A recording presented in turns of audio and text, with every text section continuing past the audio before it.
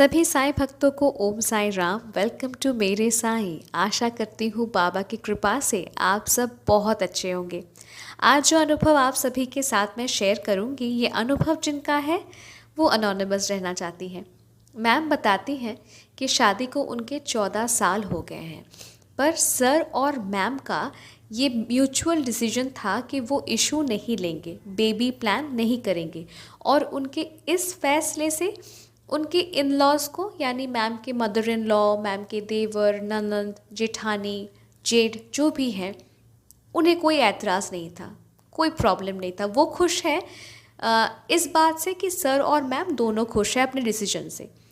अब ये जो मैम है ना, इन्हें मैं पर्सनली भी जानती हूँ। मतलब कहते हैं ना, एपिटमी ऑफ लव, प्रेम की मूरत, ममता की मूरत है मैम। इन पे ना ममता कूट कूट के भरा हुआ है। Very well spoken, very soft spoken, बहुत प्यार से बात करती है। एंड मोस्ट इम्पॉर्टेंटली बहुत अंडरस्टैंडिंग है मैम। उनका अंडरस्टैंडिंग, उनका एडजस्टमेंट, मतलब मैं जितना तारीफ़ करूँ ना उतना कम है। मतलब उन जैसा, उन जैसा कोई मैं हार्डली देखी हूँ कि इतना धीरज, सहनशीलता, बहुत बहुत प्यारी है मैम, बहुत प्यारी हैं। तो मैम बताती हैं, मैम की कोई नेबर थी जो बहुत साल पहले जब शिरडी गई थी, तो एज अ गिफ्ट मैम के लिए साईं बाबा का एक छोटा सा फ़ोटो लाती हैं और मैम को गिफ्ट करती हैं। तो मैम भी बहुत प्यार से बाबा का वो जो फ़ोटो है, घर के मंदिर पे नहीं पर घर के एक कोने में, मतलब एक शेल्फ है, वहाँ पे मैम ने बहुत प्रेम से साईं बाबा का वो फ़ोटो रखा। और मैम जो है ना, सभी भगवान को, सभी देव देवी को एक जैसा मानते हैं। उनके लिए ऐसा नहीं कि ये भगवान को मैं ज़्यादा मानती हूँ, इस भगवान को ज़्यादा विश्वास करती हूँ, ऐसा नहीं है। हर एक भगवान को एक श्रद्धा, एक भक्ति से वो पूजती हैं। तो क्या होता है, मैम बताती हैं कि एक बार उनके अपार्टमेंट में कोई नेबर थी, तो जिन्होंने नवगुरुवार का व्रत किया था। और नवगुरुवार का व्रत उद्यापन के दिन सभी घर में वो जो लेडी थी, सभी घर में प्रसाद के साथ साथ वो जो बुक होता है ना, नवगुरुवार का बुक जो हम बांटते हैं उद्यापन के दिन, वो बांटा गया।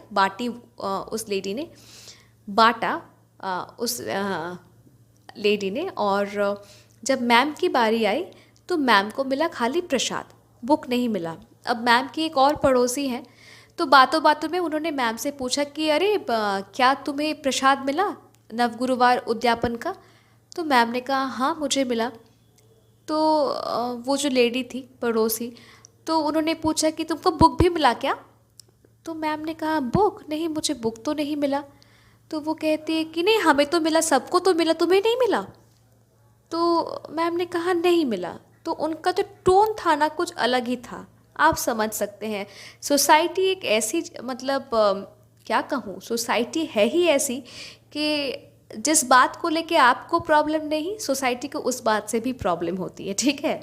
तो कुछ ऐसा उन्होंने हिंट किया कि सबको मिला पर तुमको नहीं मिला, समथिंग इज़ फिशी, ऐसा कुछ कुछ डाउटफुल है।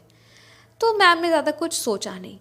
अब कुछ महीने बीत गए और उसके बाद भी क्या होता है, फिर से उनके अपार्टमेंट में कोई पड़ोसी थी जिन्होंने नवगुरुवार का व्रत किया, और उद्यापन के दिन फिर से सभी घर में उन्होंने प्रसाद बांटा, साथ में नवगुरुवार का जो किताब होता है, बुक होता है, वो भी बांटा। पर जब मैम की बारी आई तब मैम को बुक नहीं मिला, मिला सिर्फ प्रसाद।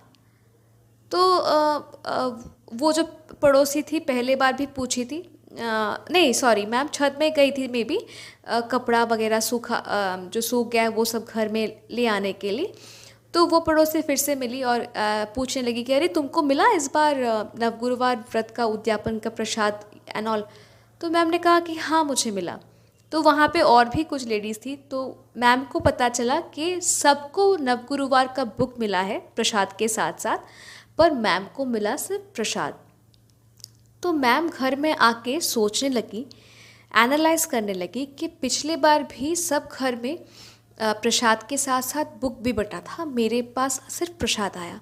इस बार भी वही हुआ, सब घर में प्रसाद बटा, साथ साथ बुक भी सबको मिला, मेरे घर में आया सिर्फ प्रसाद।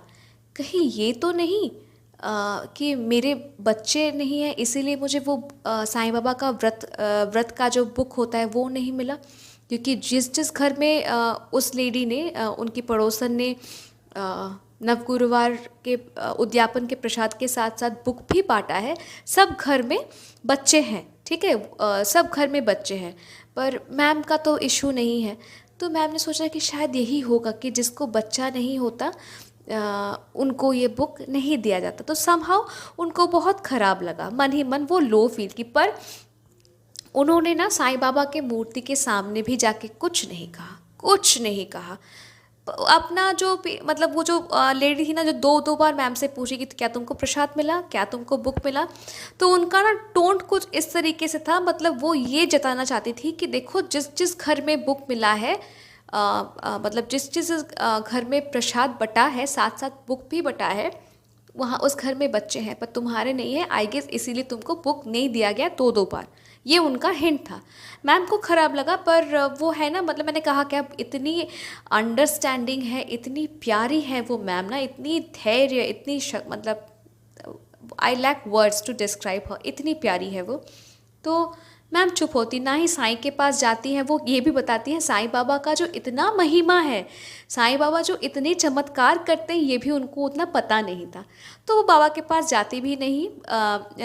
संध्या होते ना, संध्या आरती, जैसे अगरबत्ती दिखाना, वो संध्या देती हैं, बाबा को भी आरती दिखाती है, पर वो कुछ बोलती नहीं है।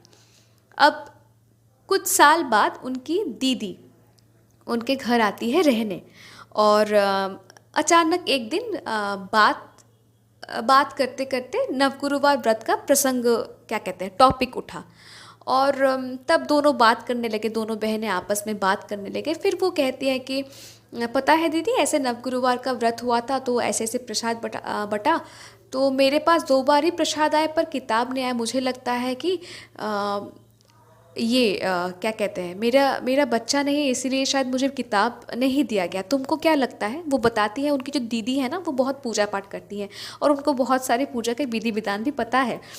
तो उनकी दीदी कहती हैं कि ऐसा कोई बात नहीं है, ऐसा कुछ भी नहीं है, साईं बाबा की पूजा में कोई ऐसा भेदभाव नहीं होता है। मुझे लगता है कि उसके पास किताब कम पड़ गए होंगे, इसीलिए तुमको मिला नहीं। प्रसाद तो मिला ना, वही तो इम्पोर्टेंट है। फिर वो कन्विंस हुई। वो अपनी दीदी से, उन्होंने अपनी दीदी से कहा कि अगर तुम कहती हो तो यही होगा। मुझे तो उतना पूजा का विधि विधान पता नहीं, मुझे लगा दो बार हुआ तो मुझे लगा वही होगा कि मेरे पास बच्चे नहीं हैं इसीलिए ऐसा कुछ। तो फिर ये बात भी हो गया, बात भी ख़त्म। मैम के दिल में वो जो थोड़ा सा जो हिचकिचाहट मतलब हुआ था कि क्या सच में बच्चा नहीं है इसलिए मेरे पास बुक नहीं आया, तो वो मैटर भी सॉल्व हो गया। फिर 3-4 महीने बाद, मतलब मैम की दीदी मैम के घर से चली गई, उसके बाद 3-4 महीने के बाद फिर से एक दिन डोरबेल बजता है। मैम दरवाज़ा खोलती हैं और देखती कि मैम के एकदम बाजू में जो पड़ोसी रहती है वो करती है नवगुरुवार व्रत का उद्यापन, और साथ साथ मैम को दे जाती है प्रसाद प्लस 2 साईं बाबा नवगुरुवार व्रत कथा की जो बुक होते हैं ना वो। और मैम बहुत खुश हो जाती है, मैम बहुत ज़्यादा खुश हो जाती है, और फाइनली वो रियलाइज़ करती है कि बाबा ने उनका डाउट क्लियर कर दिया कि बाबा के पूजा में कोई भेदभाव नहीं होता, बाबा के लिए सब समान है।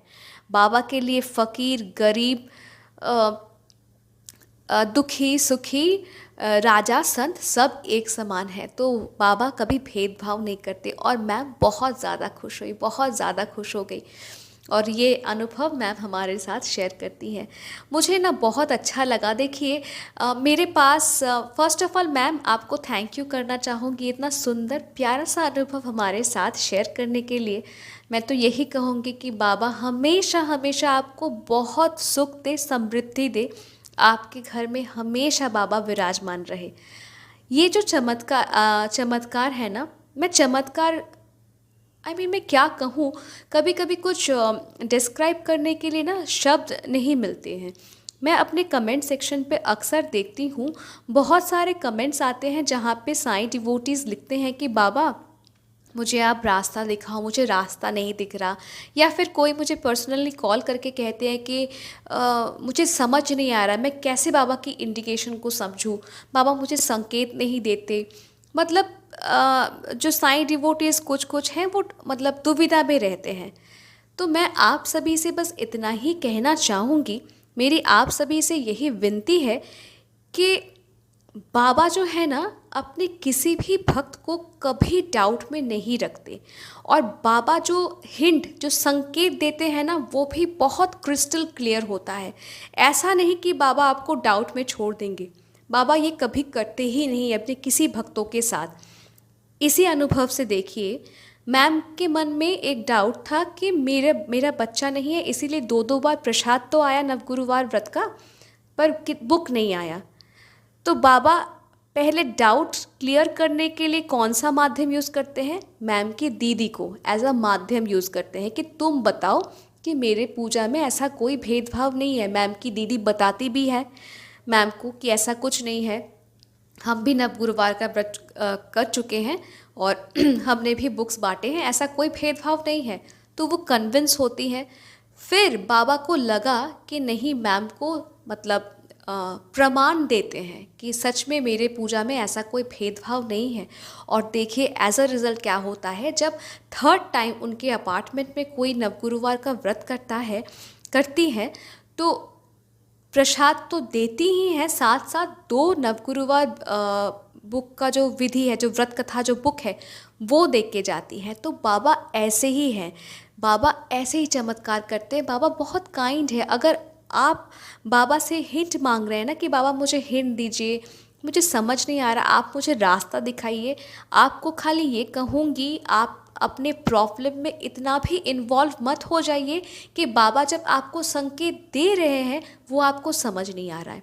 अपना आँख कान खुला रखिए। मैं कहती हूँ ना, बाबा अपने भक्तों को कभी डाउट्स में नहीं रखते, वो हमेशा अपने बच्चों के लिए रास्ता रेडी करके रखते हैं। और रही बात संकेत की, वो संकेत नहीं, वो आपको क्लियर पिक्चर दिखा देते हैं, वो आपको समझना पड़ेगा। मैम मुझे तो बड़ा अच्छा लगा आपका अनुभव सुनने के बाद, और आशा करती हूँ कि आप सभी को भी बहुत अच्छा लगा होगा। अगर आप भी अपना अनुभव मेरे साथ शेयर करना चाहते हैं तो देर किस बात का, आप मुझे ईमेल कर सकते हैं। मेरे इंस्टाग्राम में डायरेक्ट मैसेज कर सकते हैं, या फिर मेरे व्हाट्सएप नंबर में भी आप मुझे मैसेज कर सकते हैं। Instagram account ID, email ID और मेरा व्हाट्सएप नंबर तीनों ही डिस्क्रिप्शन पे दिया हुआ है। मैं रिपीट क्यों कर रही हूँ, क्योंकि कमेंट में देखने को मिलता है दीदी आपसे कांटेक्ट मैं कैसे करूँ। और अगर आपको साईं से जुड़ा हुआ चमत्कार सुनना पसंद है, साईं की महिमा आपको सुनना पसंद है, साईं लीला आप बार बार सुनना चाहते हैं, जुड़ जाइए मेरे साईं परिवार से। मुझे यकीन है आप सभी को बहुत अच्छा लगेगा। मिलती हूँ बहुत जल्दी एक नए साईं अनुभव के साथ। टिल देन, जय साईं राम।